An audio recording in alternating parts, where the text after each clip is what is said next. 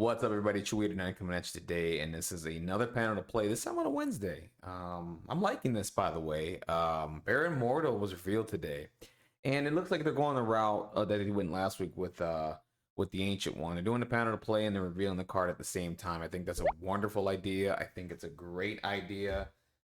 Um, I think this is the way to go when you do these panel to plays, in my opinion. Though doing a panel to play, then showing the card later, and the next week, you might as well just do it all at once, right? Without further ado, let's get into it. Because I have not read this right now. I'm excited to see this. I'm really excited for this wave of characters. We're getting into the magic side of things. Dormammu's on the way. I can't wait to see his stuff next week. If his is a full reveal like this, I cannot wait. I'm excited, guys. I'm excited. All right, guys, let's get into this. So, Baron Mordo. So, if you can't trust Transylvanian Baron, who wields mythical powers granted by dimensional demons, who can you? Today on Pen and Play, we're taking a look at the man who made his life work to battle Sorcerer Supreme, Baron Carl Mordo. That's a mouthful. Amadeus Mordo is the son of the Transylvanian magician Baron Nikolai Mordo. At a young age, he was sent to the Ancient One, the Sorcerer Supreme, to learn the ways of magic at the feet of its undisputed master. Yes, remember, my knowledge of the magic side of Marvel is not the greatest. The most I know is probably watching the Doctor Strange movies. I think I need to start collecting those comics and start getting into Doctor Strange and the mythical side of things. It seems very, very interesting. And then you just get into the crazy magic stuff of Marvel. I mean, I need to sit down and actually take a read one time. And last week we saw the Ancient One, and Ancient One's card, and wow, gonna be amazing. The Ancient One sensed the lust for power within Mordo, but chose to teach him in a part to keep Mordo under the Ancient One's constant scrutiny. Like his fellow student Stephen Strange, Mordo came to the Ancient One, a damaged person, but while Strange's damage was physical, Mordo was afflicted by a rage he could barely contain and his aspiration of greatness. When the Ancient One selected Strange over Mordo to become the Sorcerer Supreme, he turned to darkness. Okay, that makes sense. Typical, hey, I should be Sorcerer Supreme. Why just choose Stephen Strange? That kind of stuff. Okay, typical story there. Through his rejection, Mordo sought out a different road to power. During his studies, he learned of Dormammu, a dread of entity immense power, despite the Ancient One once forbidding him to research any further. Mordo made contact with Dormammu. The dread Dormammu chose Mordo to act as his pawn. See, I can't wait to see how that works, too, because from what I understand, I think the convocation is leaderless. So I'm wondering how that's going to work. You just choose a leader and then you just get an ability, or how's that going to work? Because I think convocation is you can just choose who your leader's going to be, and then from there you get whatever buff the leadership does. I'm really curious to see what that leadership is going to do, and I'm really curious to see I think we'll find out hopefully next week with Dormammu. So this is going to be interesting. Attack his pawn, infusing the men, and that goes with the theme of if you're reading this right now. You can see that Dormammu chose Mordo to be his pawn, so that kind of makes sense. If you're joining a convocation and Dormammu is the guy, he's basically they're trying to keep that theme of he's choosing somebody to lead for him.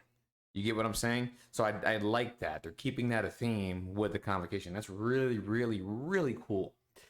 Until the Master of Dark Dimension, Mordo's a mortal enemy of Doctor Strange. Yeah, we know that. I'm so obsessed with seeing him destroyed. The Ancient One and recipient of the powers of Dormammu, Mordo.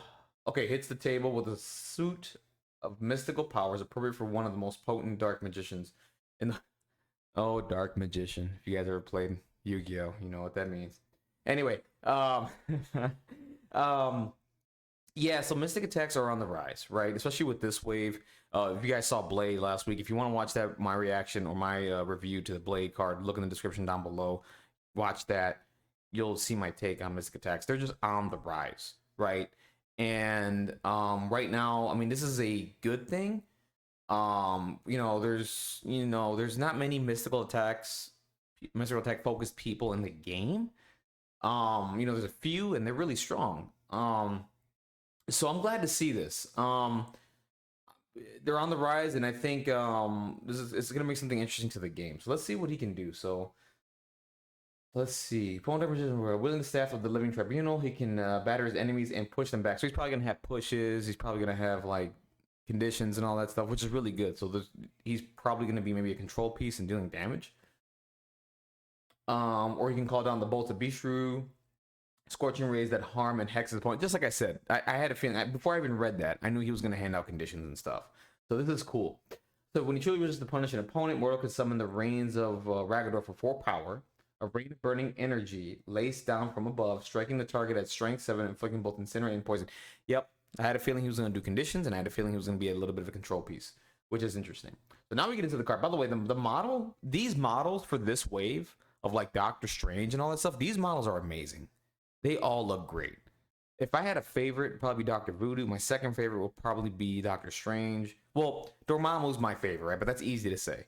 And then it's Doctor Strange, and then Mordo. And no, I'm sorry, Doctor Voodoo. See, there's so many, right? There's so many. I love all these models and how they look. They're great. They're bringing something new to the game. I love this. So as a master of the occult, Mordo can draw on a reserve of mystical knowledge once per turn. He can use the master of the occult ability to immediately gain 2 power. Okay, so he's gonna gain 2 power a turn. So he's gonna have power to spend, and he's gonna be able to do some control stuff and hand out conditions. I'm a fan. Let's get into it. The exact amount he needs. So it seems like that new affiliation with Doctor Strange, they're gonna be, looks like they're gonna be condition and control heavy, right? Granted, Mordo's not a part of the affiliation, right? At least I don't think so. We'll find out. But like the ancient one, you know, she has like, if you do an attack towards her, attack towards the ancient one, you could do like a push towards the ancient one, right? And you could do some other things with it. I can't remember out the top of my head, but it seems like these models that are coming out are going to be focused on control, conditions, and just doing all sorts of crazy magical stuff, which I'm a fan of. So he's going to gain 2 power a turn. Amount he needs to unleash some of his potent spells: Soul Barb, Ferocity of Sidorak. This is mentioned again. By the way, Juggernaut I'm hoping is on his way this year. I don't know anything, but I'm hoping at some point. Because Sidorak, this is like I think this is like the second time this is mentioned. So that's a Juggernaut thing. So involving both the Voltor. Voltor. Okay, all right. Mordo has studied the art of astral projection and manipulation, which he used to perform the Soul Bar power. With it, he causes certain special conditions on the target character to cascade out to others, targeting a character suffering from a special. Oh wait a minute, hold on. With it, he causes certain special conditions on a target character to cascade out to others. Targeting a character suffering from a special condition, hex, incinerate, poison, or slow, each other enemy character within range 2 of the attack suffers. Ooh, that's disgusting. That's disgusting. Like in a good way. So you can, oh my god. So if somebody's suffering a condition, all you have to do is like do a push or throw or whatever, put them within range 2 of those characters, cast this magic attack, and they can suffer a condition of your choice within range 2 of the character that has the original condition. That is sick. I have plans for this. Let's get to the card. Let's just look at the card. Again, I can't really see that. Let me see if I can zoom in right quick. Hold on a minute. I'm gonna zoom in. I cannot see that card. Is there a better representation of the card? Hold on a minute. Let's go to the Discord right quick because I can't see that card. It's on here. This is kind of poopy here. Let's get to the card. Open original. There we go. All right. So Baron Mordo. This is the injured side. Let's get to the healthy. Hold on a minute. Let's get to the healthy. There we go. Open original. This looks way better. All right. So here we go. So Baron Mordo. So 6 health, moves medium, size 2, threat 3. Man, he sounds like a threat 4 character to me, but threat 3, okay. 2 physical defense, maybe that's why. 2 physical defense, so he's weak on the physical defense side, strong on the energy and psychic. I like that. That makes a lot of sense. His first attack is a range 3. Psychic attack, 4 dice. After this attack is resolved, this character gains power equal to damage dealt. Okay, good luck with this one. Again, I think this should be, I've talked about this in the past, but again, you know, my buddy made a point. Maybe their intention for characters like this is to maybe use the power for superpowers instead of, but then again, if you don't have power for the superpowers, how can you use superpowers effectively? I just don't, to me, granted, I understand he gains 2 a turn, but this just doesn't do it for me. This needs to be 5. I'm sorry. If you're going to do damage dealt, it needs to be 5. This should be 1. This should net you 1 at least, guaranteed. But whatever. Push if the character size 2 or less. Push, so it's size 2 or less. So it's 1 less die than Cyclops' range 4 blast. Because he has a push on size 2 or less. I was hoping it would be size 3 or less, but that's okay. I mean, still, there's still a lot of models that are size 2 or less in the game, so you should have targets for this attack, in my opinion. I don't know if he has any rerolls or anything, but yeah, 4 die. Good luck with that. Bolt of Bishru, range 4, 4 die, no power cost. After this attack result, this character gains 1 point. See, this is what I'm talking about. This makes sense to me. On a 4 die builder, not a builder, I'm sorry, on a 4 die attack, you're netting yourself 1 power. That I understand, right? That I understand. On a wild, you gain hex. So yeah, like this attack here, I think this is gonna be your go-to. Bolt of Bishru, it's range 4, it's got a bigger range, and you got 4 dice, and it's gonna net you 1 power, right? This is gonna be your go-to, I think. This one, if you want to reposition somebody and push for the wild, sure, but I think you're gonna be doing a lot of Bolt of Bishru, just in my opinion. Right? If this were 1 more die, I could understand, but you're gonna be doing a lot of this. And a lot of this attack, I think. So range 4 is Big Spender, Reigns of Ragador. Burning Rain. After the attack is resolved, the target characters gain the Incinerate and Special Condition. There's no requirement for this. You just get it. That's sick. And those are 2, and dude, and poisons can really mess with your power economy. You know what I mean? You're -1 power on the power phase on that. So there's some characters that aren't getting power during the power phase, which, dude, poison's deadly. Incinerate too, -1 defense die. That's not good either. that sucks. You know what I mean? You're incinerated. You're -1 on defense die. Good luck. You're probably going to be a dazed model. So yeah, I mean, this is interesting. Everybody's gonna love this attack. All right, so let's get to his superpowers here. So Master of the Occult. This character gains 2 power. Okay, so this is an action. So Master of the Occult. This character gains 2 power. This superpower can be used only once per turn. So effectively, he'll have 3 power. This is very similar to Vision when he does his. He has something on there too that he can gain power from, and then it's an action. This is really, really cool. This is probably something you're gonna burn turn 1, and then move. And next turn, you're probably gonna be using your powers for other things, right? So this is really cool. I like this. I thought he net gained just 1 power off his innate, but no, that's not. You have to burn an action and then you gain 2 power. I like that. That's really good. Soul Bar, 2 power cost. Choose an enemy character within 3 of this character with 1 or more of the following special conditions: Hex, Incinerate, Poison, or Slow. Choose one of these special conditions on that. Wait a minute, hold on. Choose an enemy character within 3 of this character with 1 or more of the following special conditions. Okay, so yeah, you got it. This is the one we were just reading. Choose one of these special conditions on that character. Each enemy character within 2 of the chosen character gains the chosen special condition. So basically, you find a character, they have a condition on them, right? One of the ones that's listed. You choose one of those conditions, and characters within 2 of that character gain that condition. That's sick. That is so sick. That is so sick. That is so sick. I like that. I like that. Just hurts me that his builder is just, but I mean, you get a push, I guess, right? So, and it's a way too. And the other thing about this too, it's a way. So it's not that you can choose a condition, so it has to be a way. That's fine. Ferocity of the Sidorak. When another allied character within 3 of this character targets an enemy character with an attack, this character may use a wait, hold on. When another allied character within 3 of this character targets an enemy character with an attack, this character may use a superpower. The attacking character adds 2 dice to its attack roll. When another allied character within 3 of this character targets an enemy character, okay, the attacking character adds 2 dice to its attack roll. After the attack is resolved, the attacking character suffers 1 damage. The super will only use once per turn. This is cool.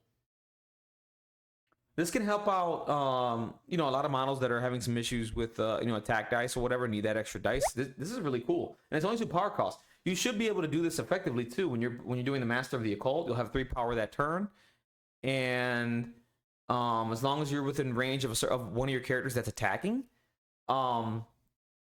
you'll net gain 2 dice, but you will suffer a damage for it. The character that's attacking will suffer damage, but that's not bad at all.